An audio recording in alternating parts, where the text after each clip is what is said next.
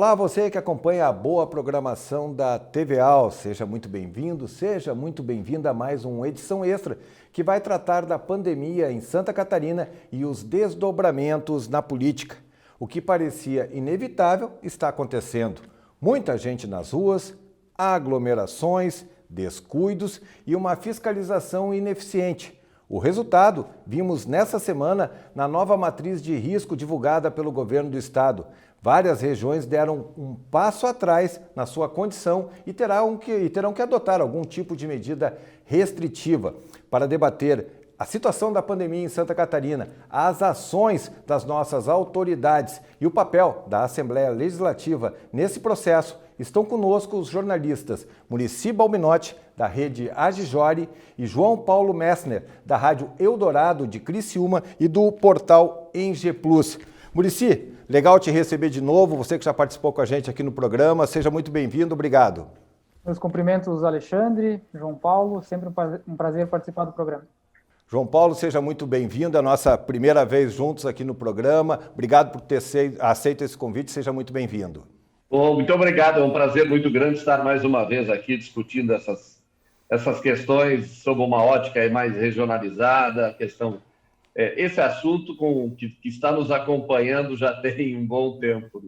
Pois é, já desde março, né? Na verdade, de forma efetiva desde março, mas já começaram os rumores em fevereiro. Eu quero aproveitar que já que estamos nesse processo de retomada aí do coronavírus e aproveitar que nós estamos falando aqui, somos representantes de 3 regiões diferentes, né? O João Paulo da região sul, o Muricy aqui da Grande Florianópolis e eu do Vale do Itajaí, a minha cidade é Blumenau, para a gente fazer uma contextualização, como é que está a situação na região de cada um nesse momento que acendeu de novo o sinal amarelo, o sinal de alerta. João, como é que está a situação aí em Criciúma?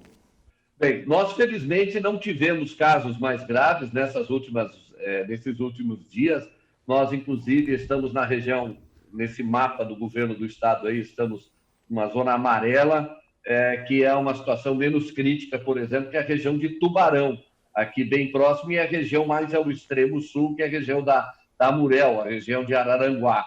Então, nós, felizmente, aqui em Criciúma, que é uma referência hospitalar e que, por conta disso, gera normalmente um número maior de casos, Criciúma está numa situação mais confortável neste momento, pelo menos por esse último mapa do governo do estado.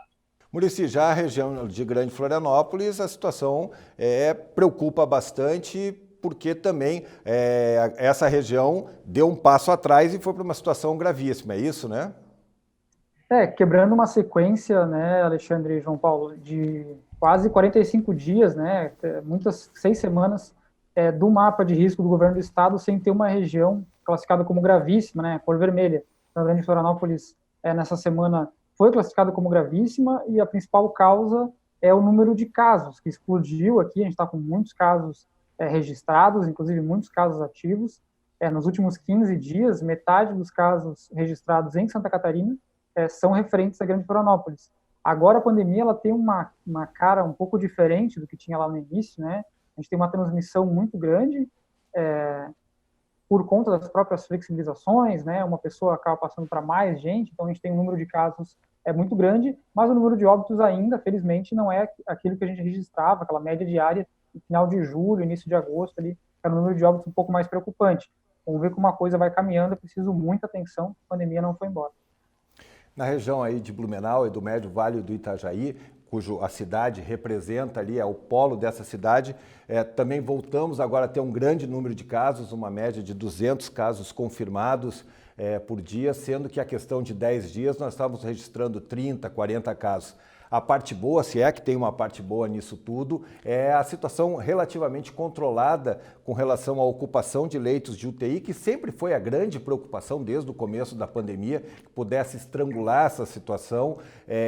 Blumenau e região, Blumenau, onde estão os principais hospitais, ele está com uma média de 20% de ocupação, sendo que já chegou a extrapolar o número de ocupação de leitos de UTI, foram montados leitos de guerra para tentar combater, tentar receber os pacientes. Então, a situação é de luz amarela, é uma situação preocupante, mas também não é uma situação tranquila, porque o número de contágios aumentou bastante e nessa toada a gente se preocupa bastante com o que possa vir a acontecer. Eu quero também já fazer essa pergunta, se as nossas autoridades não acreditaram, não confiaram muito no bom senso das pessoas. O que a gente tem visto é que as pessoas não têm o discernimento necessário, isso eu já falava lá atrás em outros programas, muito se critica as autoridades, os prefeitos, o governo do estado, mas também, qualquer oportunidade, as pessoas também metem o pé na jaca, como se fala, lotam praias, lotam boates, estabelecimentos noturnos, não estão seguindo os determinados cuidados. E eu lhe pergunto se não é meio temeroso, né, por parte das autoridades, acreditar no bom senso da população e, por outro lado, o que vão fazer, né? Se critica, vão medidas mais duras de fiscalização, como coibir? E lembrando, como a gente falou desde o começo, já são desde março a grande maioria das pessoas confinadas, trancadas. Eu sempre digo que todos nessa pandemia têm suas razões. Queria ouvir um pouquinho você, Muricy, e depois João. Tem uma coisa muito importante, Alexandre, nessa questão dos critérios e de o governo, as autoridades acreditarem na população, que é o próprio critério de avaliação da matriz de risco, que ele foi esse mapa das cores, ele foi lançado no início de junho e no início de setembro ele teve uma mudança nos critérios. A partir de então, o governo do estado deixou de considerar o isolamento social como um critério para avaliação de risco. Isso é uma coisa muito importante, porque isso mostra que o governo do estado deixou de considerar ficar em casa das pessoas. Ele parou de considerar o isolamento social como um critério para fazer essa avaliação, porque o isolamento social estava péssimo em todas as regiões e isso puxava restrições de atividades econômicas em todas as regiões de Santa Catarina. Então, o governo retirou esse critério porque o isolamento social estava muito ruim. Então, não tinha muito como levar em conta esse critério e isso fez com que diversas atividades fossem abertas a partir de setembro. Mas aí a gente tem dois quesitos, né? Uma coisa é o isolamento social cair, ele era natural que ele fosse cair em algum momento, as pessoas poderiam sair, visitar um amigo, visitar uma família, quando tivesse algum momento de segurança. Isso era uma coisa natural que se esperava. Outra é a pessoa sair de casa para ir para uma aglomeração. Acho que são dois pesos e dois tipos de avaliação, né, de onde a pessoa sai. Ela sai para encontrar um amigo, ela sai para ir no mercado, ela sai para ir na farmácia, ela sai para um restaurante, ou ela sai para ir numa aglomeração, para ir na praia, para ir num evento que reúne muita gente. Acho que essa questão de ter muitas pessoas, ela é muito mais preocupante do que só um isolamento social ruim, como a gente tinha no início. A gente teve um rótulo estabelecido logo, ainda em meio à crise mais grave da pandemia, de que logo viria o novo normal. E com ele nós deveríamos nos adaptar a esse novo normal. E me parece que é isso que está faltando, esse novo normal, ou seja, circular, frequentar determinados locais, mas sem descuidar e sem considerar que o uso da máscara e o álcool gel são suficientes para enfrentar esse vírus. Há necessidade de evitar as aglomerações e a gente está percebendo isso com imagens muito fortes no nosso litoral, principalmente, mas não é só no litoral que acontece. Então, nós sabíamos a chegada de um novo normal e não nos adaptamos a ele. Nós resolvemos incorporar o velho normal, apenas acrescentando o uso da máscara e do álcool gel, entendendo que isso seria o suficiente. Quanto às autoridades acreditarem que a população iria... Eu acho que nenhuma autoridade acreditou que acontecesse isso, mas acabaram liberando por uma necessidade, inclusive por uma pressão do setor econômico, e mais ou menos apostando de que a combinação clima poderia fazer diminuir esses números, e me parece que isso está se verificando, mas as autoridades passaram, num primeiro momento, pelo teste mais importante, que foram aquelas medidas adotadas inicialmente. Eu tenho muitos prefeitos, o governo, muitas autoridades sendo elogiadas pelas atitudes que tomaram no início mas também porque não havia um parâmetro, nós não tínhamos vivido uma outra circunstância anterior. Então, quando não há parâmetro, toda e qualquer medida fica muito mais fácil de ser considerada assertiva, ter agido de forma positiva. O que acontece é que nós não entendemos o novo normal e acho que é isso que nós precisamos incorporar nas nossas vidas. Me parece que esse é o recado principal que a gente tem. Até porque as iniciativas de conscientização pelas autoridades, pelos especialistas, elas sempre foram muito questionadas por muita gente importante, por muitas lideranças, por muitas autoridades.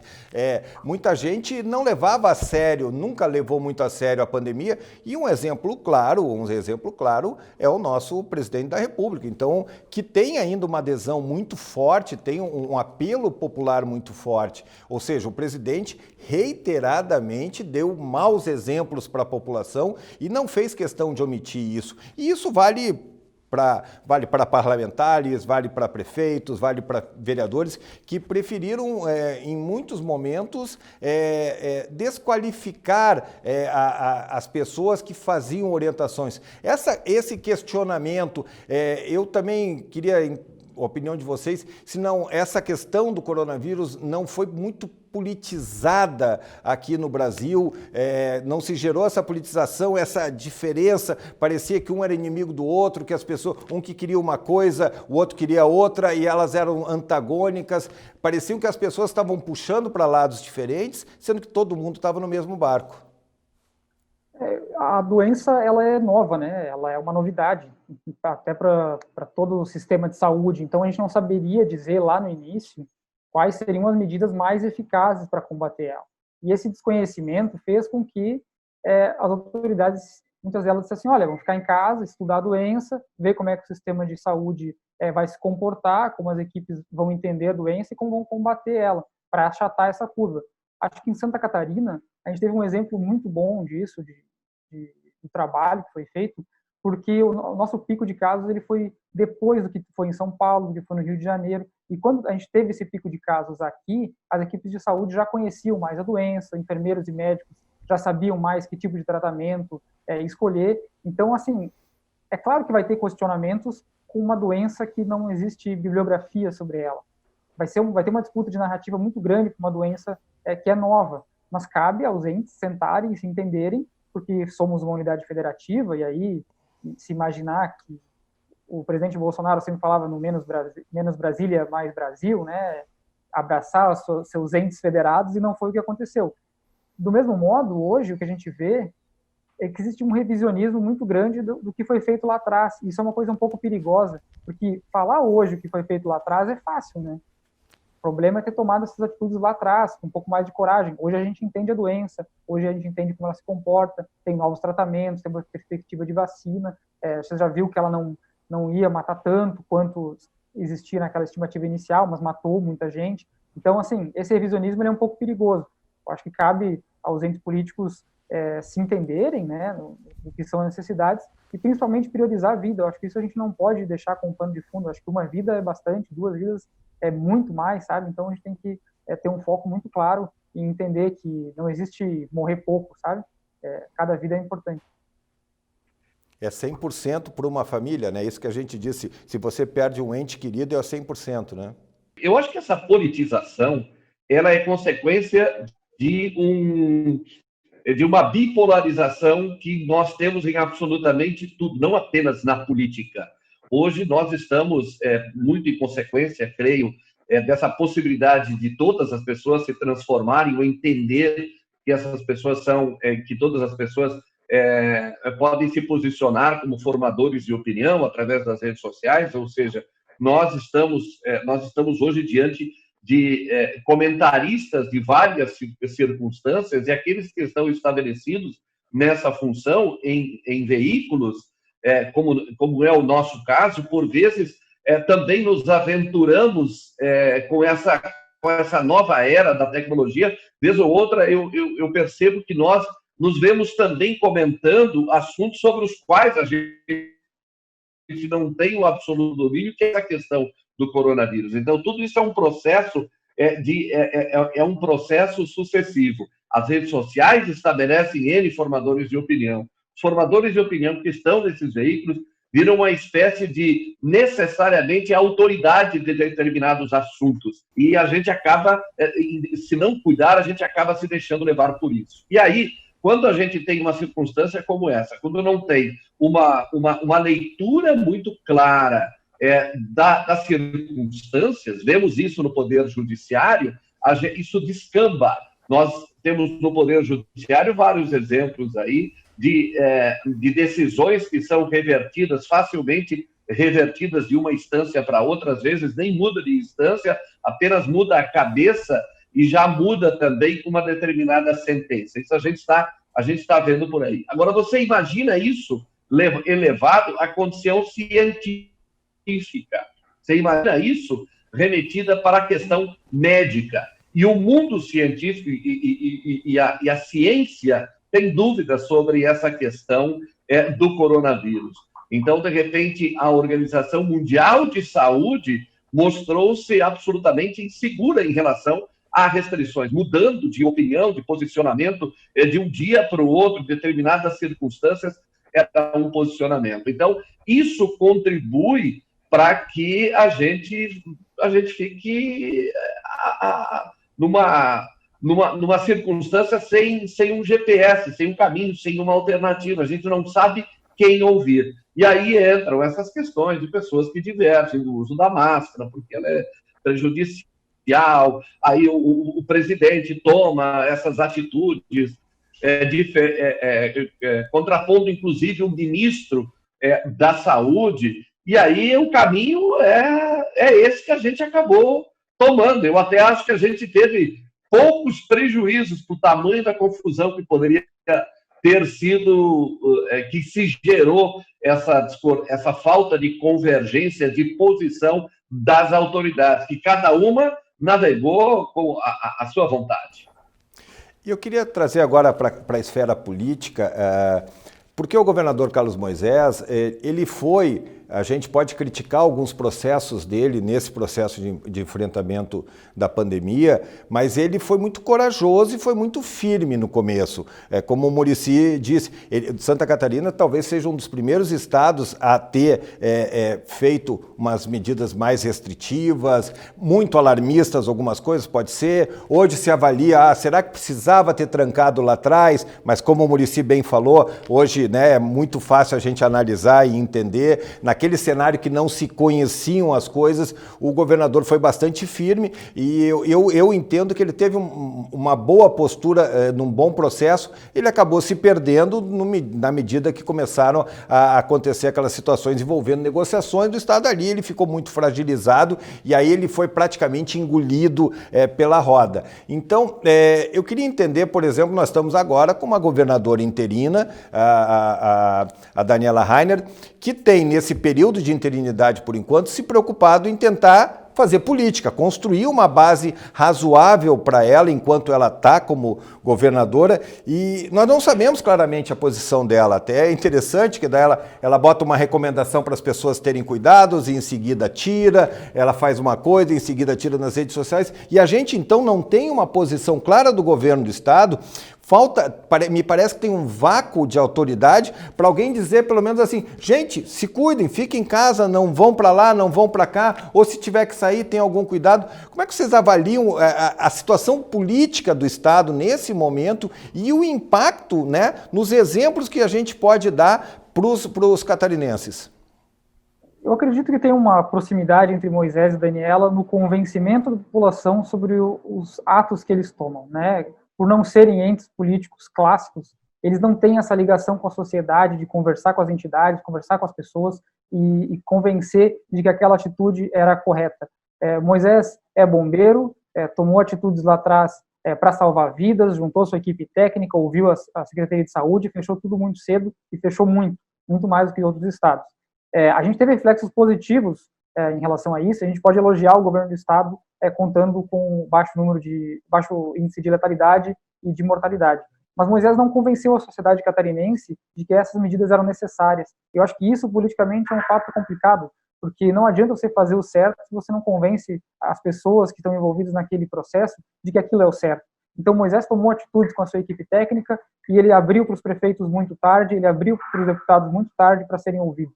A comissão de gastos públicos, que era para avaliar os gastos durante a calamidade pública, foi o ambiente em que prefeitos e deputados conseguiram se fazer ouvir pelo governo do Estado sobre as suas ideias de combate à pandemia. O modelo regionalizado, eu falei no início, ele começou apenas em junho, onde os prefeitos entraram também como protagonistas na edição de medidas restritivas. É claro que Moisés, em algum momento, colocou a bola embaixo do braço, foi lá comprar UTI, foi trazer equipamento, foi tentar montar essas estruturas de saúde, mas ali faltou atuar em conjunto e convencer as pessoas de que aquelas decisões eram necessárias. Se ele tivesse feito isso com mais eficácia, talvez hoje a gente não tivesse uma revisão dessas atitudes. O governador Carlos Moisés, pelo comportamento que ele teve no início, as atitudes que ele teve no início, eu até acho que nós tivemos poucos prejuízos, porque essa figura feita pelo Muricy, dele ter botado a bola embaixo do braço, nós temos que lembrar que ele começou o seu governo com a bola embaixo do braço e dizendo, olha, aqui ninguém chega, eu vou fazer ao meu modo. E quando chegou a pandemia, ele deveria ter aberto mais cedo e ele continuou com essa política, mesmo assim, adotando algumas medidas assertivas.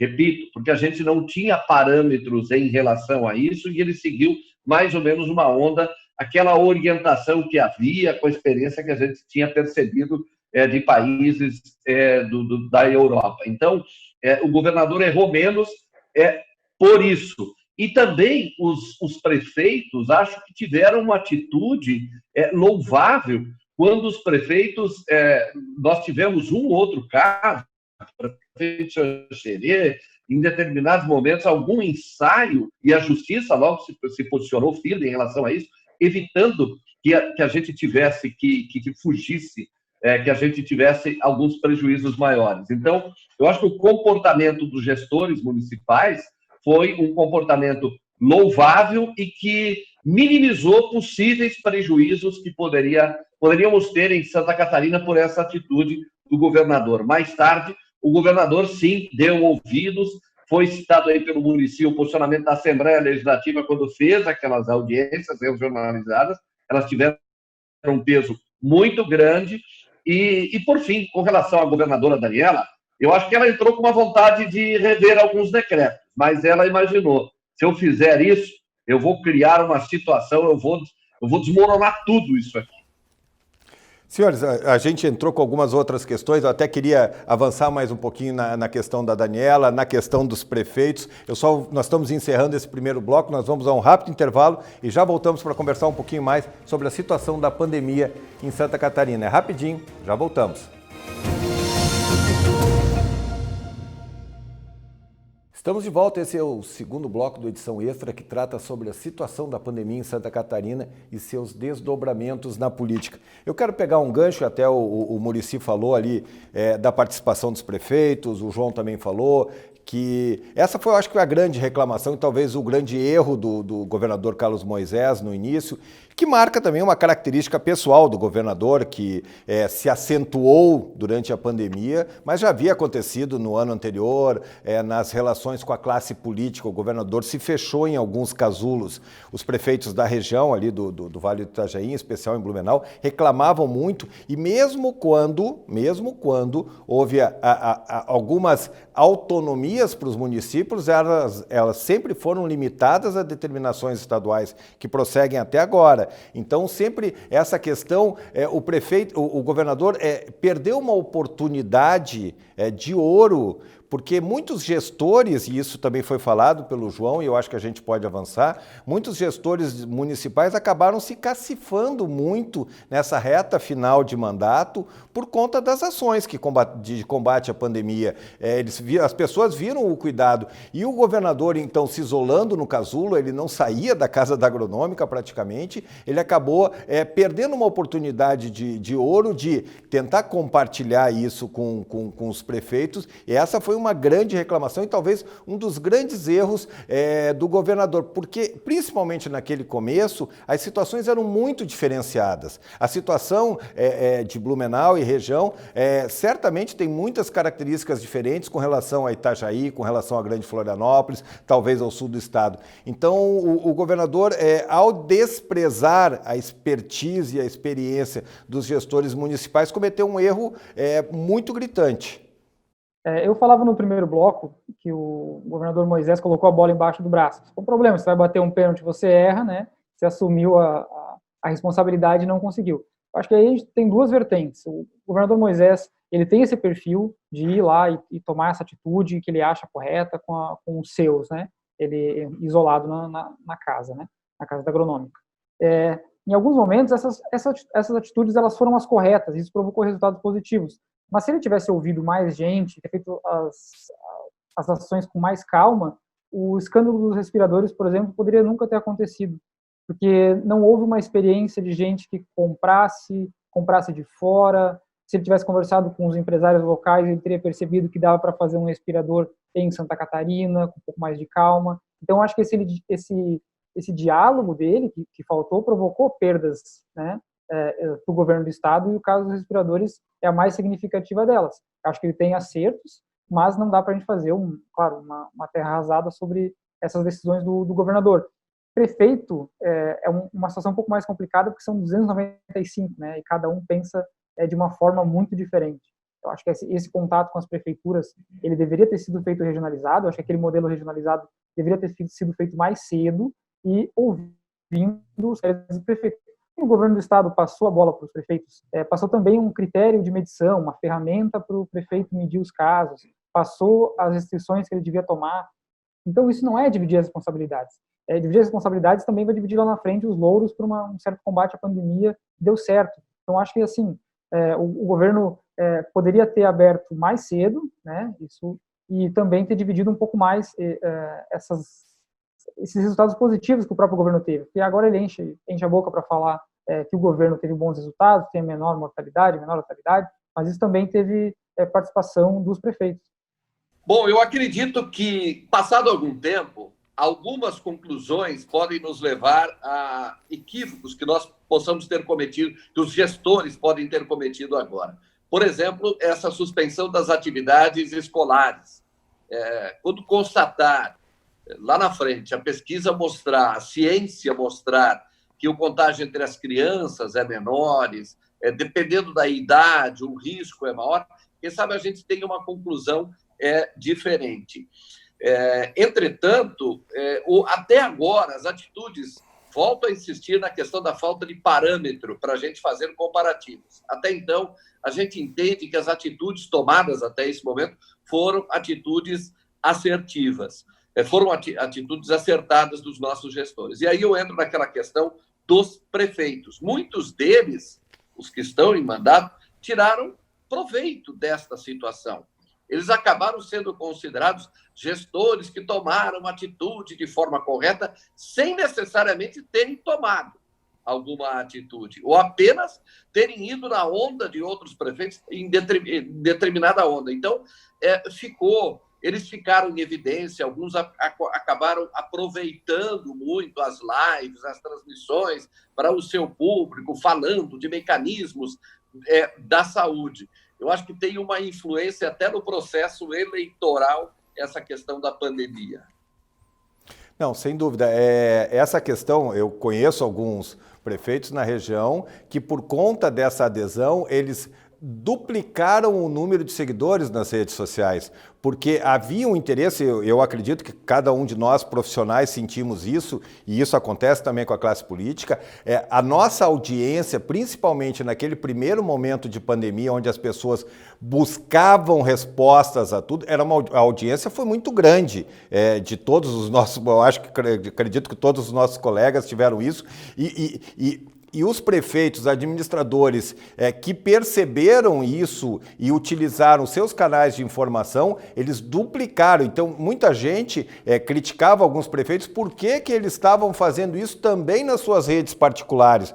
Mas que pode, isso é permitido pela legislação, até algumas pessoas questionaram no primeiro momento, mas é um instrumento de comunicação também. Obviamente, o instrumento oficial é um instrumento da prefeitura, o canal oficial de rede social da prefeitura, mas óbvio que o prefeito é uma figura pública e deve e pode usar esse canal, ainda mais num serviço de utilidade pública. Então isso ajudou muito, e o João falou muito, né?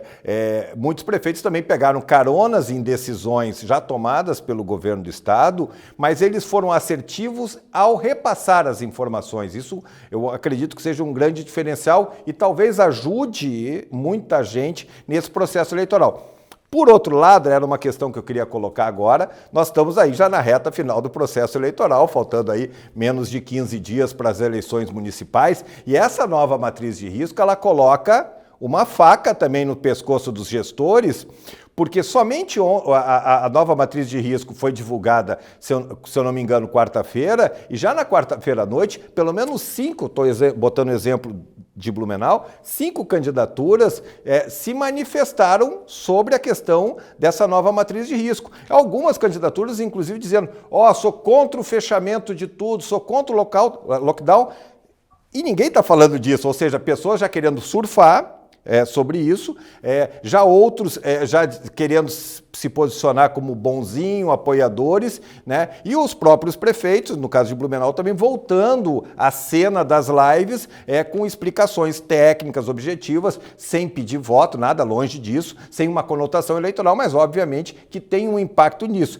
Agora, você fica numa saia justa. O que você vai fazer? Hoje, a grande expectativa era saber o que a Prefeitura de Blumenau iria anunciar, né? E a Prefeitura, claro que saiu bem, botou tudo na cola do decreto estadual e da matriz de risco, mas também esse é um pênalti nessa reta final de processo eleitoral. A última coisa que eu imagino que um prefeito queira é ter que tomar uma decisão drástica de fechar algumas atividades, de impor novas medidas restritivas. Então, essa questão eleitoral tem um impacto muito grande nas decisões. Alexandre, enquanto você falava, eu fiquei pensando aqui, porque a população, de início, ela não sabia direito o que era a doença, foi se informando, teve esse crescimento de visualizações, de leitores, de audiência, que foi muito grande, então a população foi criando uma opinião, e hoje ela tem uma ideia de como combater a doença, ela ouviu muito especialista, então ela tem uma ideia de como combater a doença, e as eleições podem ser, de certa forma, um plebiscito sobre as ações que o prefeito da sua cidade tomou, que é uma coisa muito importante. A gente já tem algumas pesquisas apontando que quem tem a máquina da mão vai chegar muito forte para essas eleições, até porque não tem campanha de rua, a campanha não empolga, não dá para sair, não dá para fazer muita campanha no corpo a corpo. Então, o cidadão hoje ele pode escolher e dizer para o prefeito, olha, as atitudes que você tomou na pandemia foram acertadas ou não foram, e escolher o tipo de política pública que eles desejam no combate à pandemia. É um pouco esquisito falar assim, né, mas a população pode ter uma relevância direta na escolha do tipo de tratamento que ela quer para a Covid a partir de agora. Eu acho que só um ingrediente, João, e nessa avaliação também que o município falou, lembrando que ainda a ação dos municípios ainda é limitada, porque ela precisa seguir decretos. Você pode até adotar medidas mais restritivas, mas você não pode adotar medidas mais de flexibilização. Por favor, João. Agora, existe um outro fator que pesa nas eleições, ao meu ver, e aí favorável, mais uma vez, aqueles que estão, os prefeitos que estão no cargo e estão concorrendo à reeleição, que foi a paralisação de vários serviços da saúde em função da pandemia. Ou seja, a precariedade em determinados aspectos da saúde, do serviço público de saúde nos municípios, não apareceu porque ela ficou encoberta por essa cortina que se fechou sobre as unidades de saúde, com o argumento de que isso era necessário em função da pandemia.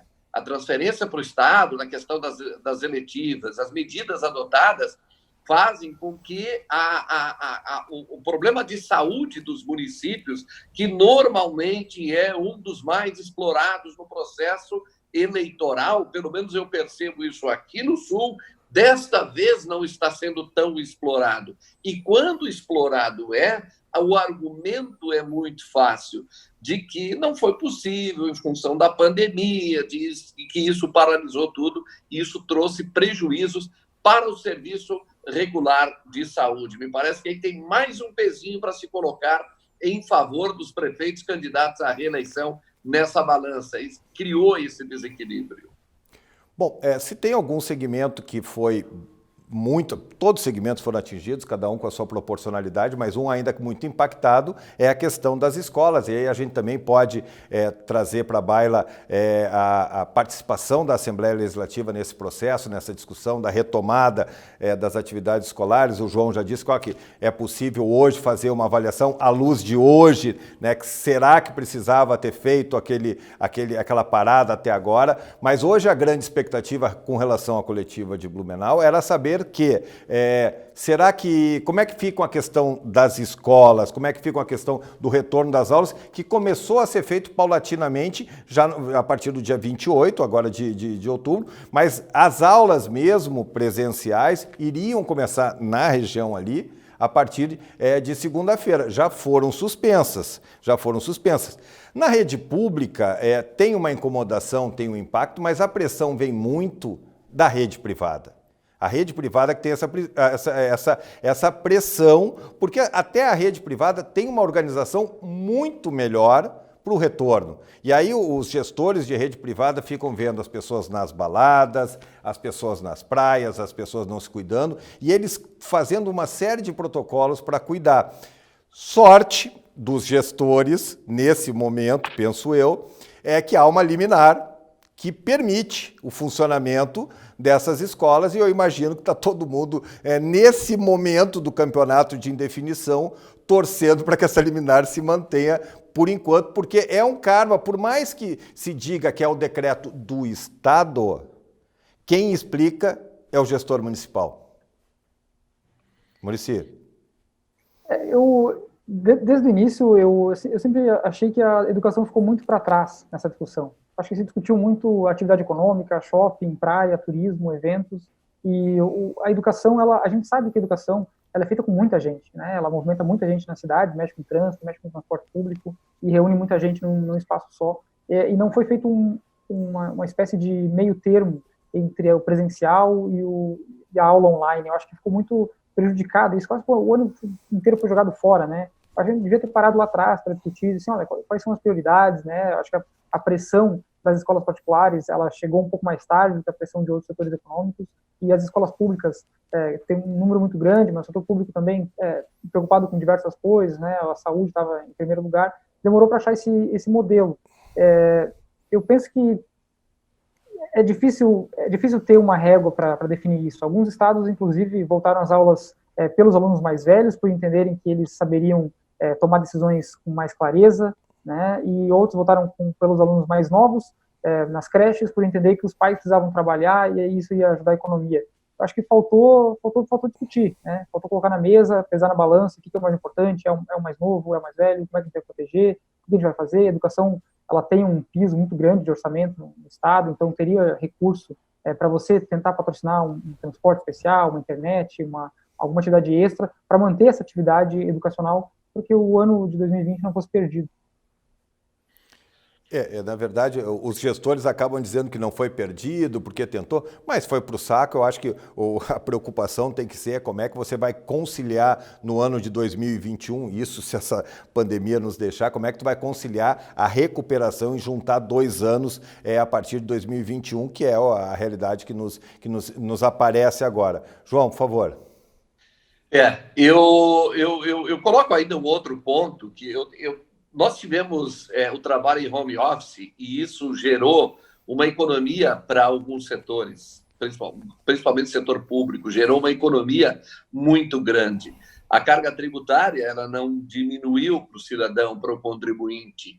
E nós temos, você imagina, sem transporte escolar, sem determinadas unidades de saúde, gestões municipais recebendo recursos para a administração da pandemia, mas há outros serviços que não foram realizados nesse período. Eu acho que também sobre o aspecto do fechamento das contas deste ano de 2020, aquele Ctrl+C, Ctrl+V, ou aquele procedimento mais simples feito pela contabilidade das prefeituras, vai ser muito diferente de outros anos. O governo federal há muito tempo não gerava tanto, não gerava tanto dinheiro, não imprimia tanto dinheiro para enfrentar essa questão de pandemia. Mas, de outro lado, nós tivemos alguns serviços, teve energia que não foi gasta em órgãos públicos, teve o material de expediente, o material de consumo, o cafezinho que passou a ser construído na casa dos servidores e não mais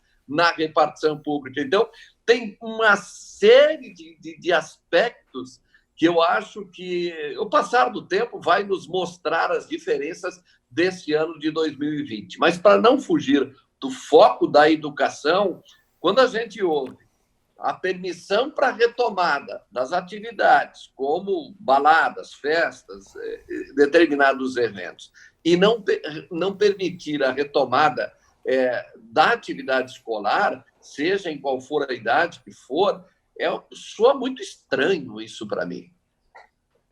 É verdade. Eu sempre digo, eu tenho dois filhos em idade escolar da rede pública e eu sempre enalteço o trabalho da rede pública com relação a eles, a rede pública municipal. Mas estava claro que tanto a rede pública municipal quanto a rede pública estadual já tinha dado como certo que não voltaria esse ano. O governo já tinha sinalizado, mas quando os números começaram a despencar, aí não tinha mais jeito, até por conta daí também de toda a movimentação da rede privada, mas eu entendo um pouco o lado público. Por exemplo, a professora que cuida do meu menino, que faz uma atividade presencial praticamente todo dia, que tem feito um trabalho muito bacana, a escola dele tem muito bacana, no momento que se voltasse uma parte presencial e uma parte remota, como é que ela ia se desdobrar?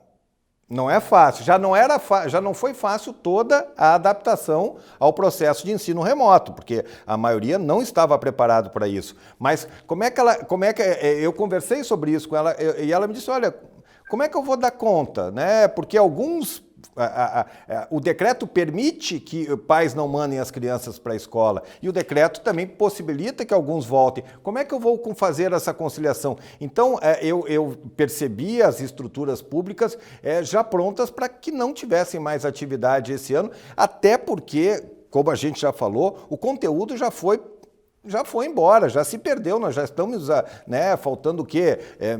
30 dias para encerrar o ano letivo. Então, também tem uma dificuldade da estrutura pública para atender isso, que é diferente da realidade privada.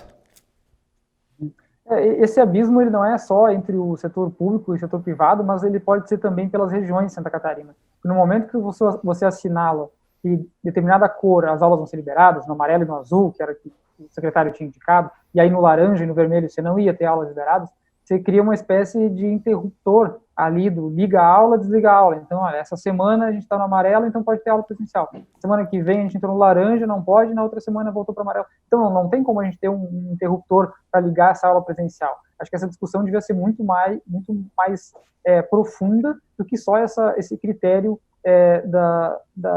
do risco de saúde de cada região. Porque se imagina, se o extremo oeste, que ficou amarelo por um bom tempo, depois foi para o laranja, poderia ter muito mais dias letivos do que alguém que mora em Blumenau. Então, a gente está criando dois tipos de estudante com duas condições diferentes. Isso dentro da linha pública. Você pode ter um particular em Blumenau e um público em São Miguel do Oeste com critérios totalmente diferentes e resultados totalmente diferentes. Então, a gente se perdeu na educação. Acho importante tratar os estudantes de uma forma muito igualitária, para permitir que eles, mesmo na rede pública, os que estão na rede pública, os que estão na rede privada, os que estão em regiões, eles terem um tratamento igualitário para eles chegarem lá na frente com as condições de disputar alguma vaga de emprego, um vestibular, alguma coisa nesse sentido. Eu já vou, mas você não concorda, Muricy, daí já puxa o João, que talvez era isso que o decreto estadual previa no momento que nivelou escolas públicas, escolas privadas e as mesmas regras para ela? Era isso que queria e agora talvez vá ter que mudar por conta de uma liminar. Eu entendo que o decreto tinha esse objetivo. Mas a matriz de risco ela ia criar critérios diferentes para as regiões, né? Então, poderia ser que em determinadas regiões ia estar liberado, em outras não, de acordo com o avançar da doença. Eu acho que no primeiro momento, sim, houve uma tentativa de se equalizar isso, mas no fundo se perdeu. Acho que a ordem deveria ter sido invertida pelo critério do governo do estado, como foi feito com o transporte público. No início da matriz de risco, o transporte público era proibido no vermelho. Depois o governo criou uma regra que o transporte público seria proibido de acordo com análises técnicas da própria Secretaria de Saúde junto com a Secretaria de Transporte. Então chegou um momento que depois isso foi excluído da matriz. O transporte pode em todas as regiões e o prefeito vai decidir se não pode. A educação não aconteceu isso. Não houve essa discussão. João, vamos lá. Até porque nessa questão de educação o processo de continuidade é muito mais delicado, muito mais complicado. Tá? Então esse é um fator... E me parece que essa decisão da educação, não há um movimento, eu quero aula, não há um apelo, eu quero aula, eu quero voltar para a aula. E isso gera uma certa comodidade para o gestor, que ele se vê obrigado a tomar determinadas atitudes, fazer flexibilizações em determinadas áreas, quando há alguma pressão. E nessa questão da educação, não há essa pressão. Há um prejuízo contabilizado, um prejuízo absorvido, sem necessariamente existir uma reclamação imediata disso. Então, tivesse tido uma reclamação nisso, tivesse alguém perdido recursos nisso, recurso financeiro, a questão pecuniária, eu acho que nós já teríamos retomado as aulas. Mas como não é isso que acontece, então a situação ficou dessa maneira. Senhores, eu quero fazer mais uma pausa, nós vamos a um rápido intervalo e aí no próximo bloco vamos também discutir o papel da Assembleia Legislativa, a Comissão Especial de Acompanhamento de Gastos, os projetos que foram aprovados no Parlamento. Vamos a um rápido intervalo, já voltamos.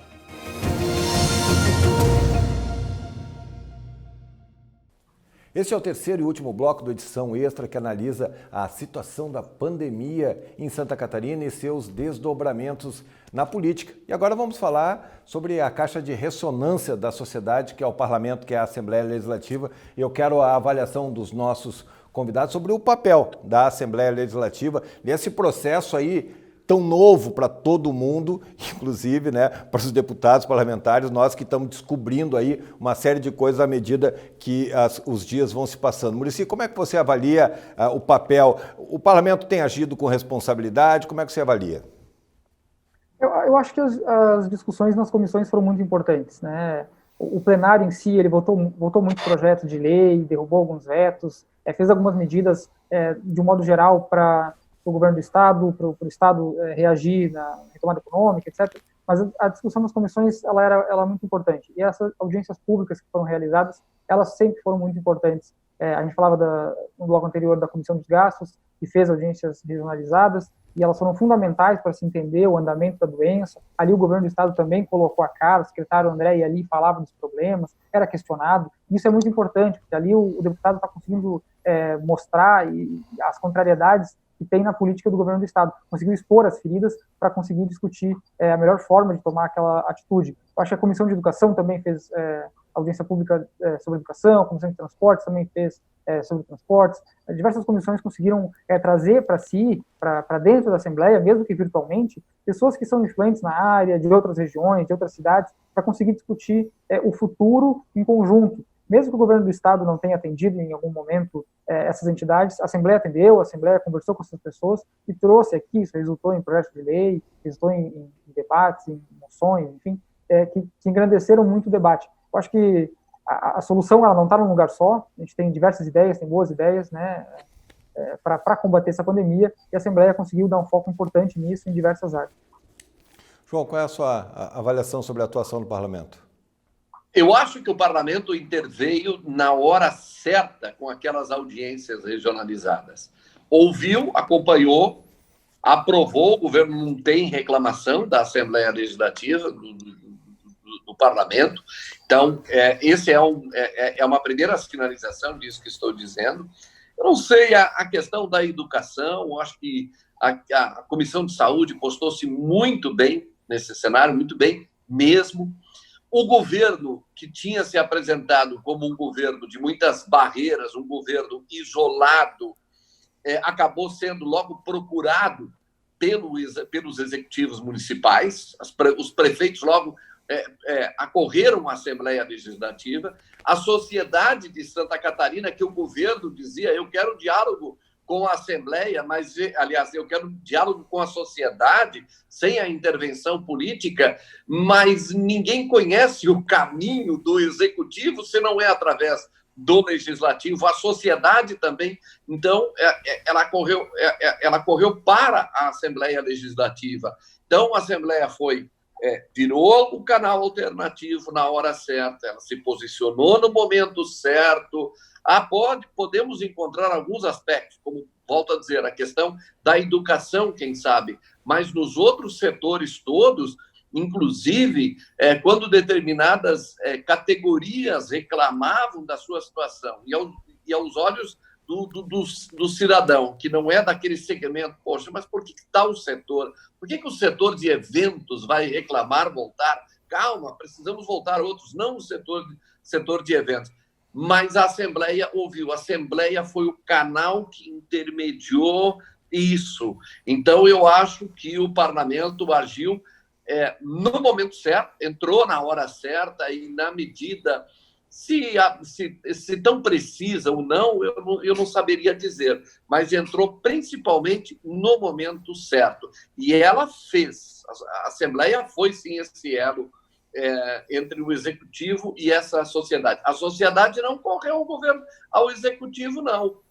Temos que lembrar que a sociedade organizada, os segmentos, correram para onde? Para a Assembleia Legislativa, foram buscar na Assembleia Legislativa o caminho para chegar em decisões com relação a determinados decretos. Então, nesse aspecto, a Assembleia nunca se mostrou desconectada dos demais segmentos da sociedade de Santa Catarina. E um principal ponto que vocês chegaram a tocar num determinado momento do nosso programa é o papel de um deputado, que é fiscalizar, né? Então, certamente, várias coisas que a gente viu acontecendo aí ao longo desse processo, se não fosse o parlamento gritar, as suas comissões gritarem, aumentar a fiscalização, fazer cobrança, ir atrás das informações, talvez tivesse passado uma boiada aí, muita coisa, já aconteceu muita coisa ruim nesse processo de negociação pelo governo do estado, mas outras tantas poderiam ter acontecido. Por exemplo, poderíamos ter um hospital de campanha lá em Itajaí, poderíamos ter uma compra totalmente equivocada de equipamentos de segurança, os EPIs e tal, né? Uma passou, que foi a questão dos respiradores, mas a atuação do parlamento, eu acho que uma das nuances do parlamento é a fiscalização, e nesse ponto eu acredito que a Assembleia Legislativa cumpriu com nota 10 o seu papel.